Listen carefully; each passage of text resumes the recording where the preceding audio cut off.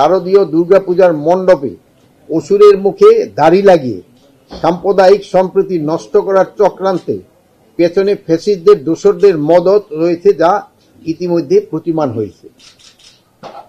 একটি পার্শ্ববর্তী দেশ দুর্গাপূজার প্রতিমা তৈরি করার সময় আমাদের মাননীয় প্রধান উপদেষ্টাকে যেভাবে নিন্দনীয়ভাবে উপস্থাপন সংবাদ পাওয়া গেছে এবং অসুরের মুখে দাড়ি দেওয়ার কাজটির মধ্যেও তারই যোগসূত্র দেখা যাচ্ছে।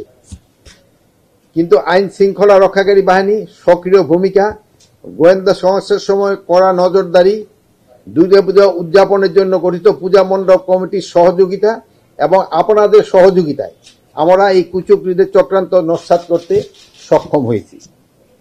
কি বুঝলেন ভাই? অনলি যেটাই চাই।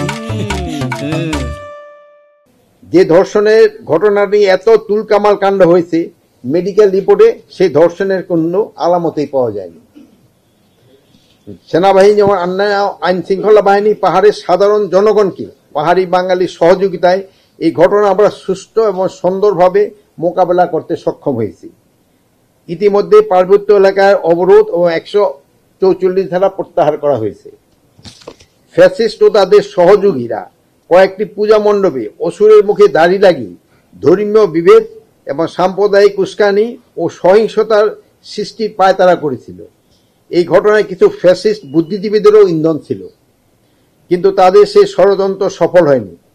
গতবারের ন্যায় এবারও সারা দেশে শারদীয় দুর্গাপূজা শান্তিপূর্ণ, নিরাপদ, নির্বিঘ্ন এবং উৎসবমুখর পরিবেশে অনুষ্ঠিত হয়েছে। সেই জন্য আমি সেনাবাহিনী এবং বিভিন্ন আইন শৃঙ্খলা বাহিনী, রক্ষাকারী বাহিনী, সর্বোপরি সকল সাধারণ জনগণকে আন্তরিক ধন্যবাদ জানাচ্ছি।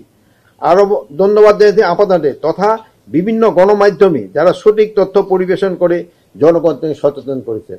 এই জন্য আপনাদেরও অনেক অনেক ধন্যবাদ।